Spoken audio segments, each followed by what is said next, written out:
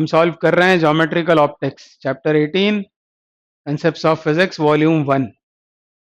One end of a cylindrical glass rod mu equals to 1.5 of radius 1 centimeter is rounded in the shape of a hemisphere. तो कांच की एक cylindrical rod है जिसका refractive index कितना है 1.5 और उसके एक एंड को घिसकर हेमिस्फेरिकल बना दिया है जैसा यहाँ फिगर में दिखाया हुआ है. ये वो सिलेंड्रिकल रॉड और ये एंड इसका हेमिस्फेरिकल है. The rod is immersed in water. Glass का रिफ्रैक्टिव इंडेक्स तो है 1.5 और इस रॉड को पानी में डुबो दिया है. पानी का रिफ्रैक्टिव इंडेक्स आगे बोला हुआ है mu equal to 4/3 and an object is placed in the water along the axis at a distance of 8 centimeter from the rounded edge. यह राउंडेड एज मतलब इसके पोल से 8 सेंटीमीटर पर पानी में ये ऑब्जेक्ट रखा हुआ है. Locate the image of the object. तो बहुत ही आसान सा क्वेश्चन है, इसको भी इसी से सॉल्व करना है हमको. μ2 माइनस μ1. तो आप खुद करके देखना, फिर यदि कुछ गलती होती है, आंसर नहीं आता है तो फिर इस वीडियो पे आना. समझ तो लिया आपने इसको, हिंट आपको मिल गया है कि ये फॉर्मूला लगाना है. अब आप खुद करके देखना और फॉर्मूले को ऐसे लिखने की आदत होगी तो काम आसान हो जाता है. और फिर मैंने आपको बताया हुआ है कि μ2 मतलब कौन होता है. तो रिफ्रैक्शन के बाद रेज जिस मीडियम में जाएंगी या एग्जिस्ट करती हैं उसको कहते हैं μ2. तो यहाँ क्योंकि वाटर इनटू ग्लास हो रहा है रिफ्रैक्शन, तो μ2 कौन होगा 1.5. ग्लास का रिफ्रैक्टिव इंडेक्स यानी 1.5 यहाँ डाल दें. और फिर रिफ्रैक्शन के पहले रेज जिसमें होती हैं वो कौन है, वाटर. और वाटर है मतलब 1.33. हाल फिलहाल, बाद में तो अपन इसको लिखेंगे 3/2 और इसको 4/3. आर कितना होगा, तो आर होता है radius of curvature. Incident raise इस तरह ट्रेवल कर रही होंगी इस डायरेक्शन में. सब डिस्टेंसेस हम पोल से नापते हैं, इंसिडेंट रेज की डायरेक्शन में नापने जाएंगे आर को, तो ये कैसा आएगा पॉजिटिव, यानी यहाँ आएगा 1.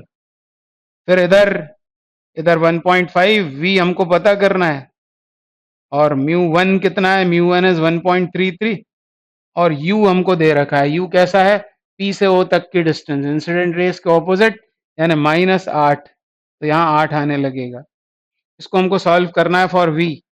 तो ये कितना है 3/2 माइनस 4/3.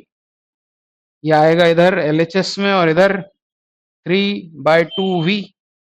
इसको मैंने 3/2 लिख लिया, इसको 4/3 लिख लेते हैं. 4/3 इंटू 8. तो 4 दूनी 8 मतलब ये 1/6 हो गया 1/6. और इधर आए इधर यदि आते हैं तो 6 होगा एलसीएम. फिर 2 से डिवाइड करेंगे 3 आएगा मतलब ये 9 और ये 8. तो ये भी तो 1/6 बन गया और ये 1/6 से कैंसिल हो गया. तो क्या आ गया 2v. 3/2v ये 0 हो गया.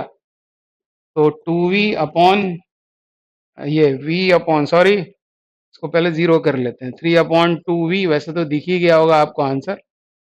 ऐसा हो गया.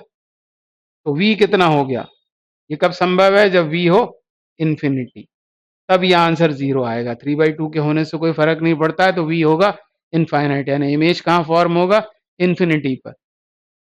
तो अब इसमें समझना ये है कि इसको कैसे यूज करना है. फिर दूसरा आंसर ये भी आ सकता है, इन्फिनिटी भी आ सकता है. जैसे हम ऑब्जेक्ट को इन्फिनिटी पर रखते हैं वैसे इमेज भी इन्फिनिटी पर बन सकती है. तो कभी सॉल्विंग के बाद यहाँ आओ तो 1/6 कैंसिल हो गया, तो डर मत जाना कि अरे कुछ गलती हो रही है, ऐसा नहीं है, आंसर हो सकता है. अब रे डायग्राम कैसा होगा इसका, तो रे डायग्राम के लिए हमको रेस चलानी है कहाँ से, ऑब्जेक्ट से.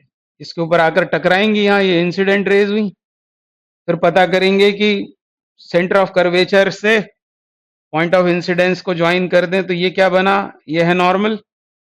और अब इंसिडेंट रे कहाँ से कहाँ जा रही है, अब यहाँ ये पानी है, पानी मतलब रेयरर मीडियम और ग्लास मतलब डेंसर मीडियम. इन दोनों के कंपैरिजन में ये रेयरर ये डेंसर. तो होना क्या है, होना ये है कि ये बेंड हो जाएगी, बेंड टूवर्ड्स नॉर्मल, और नॉर्मल की तरफ बेंड होकर और वो इस तरह मूव करेगी. कैसे, ऐसे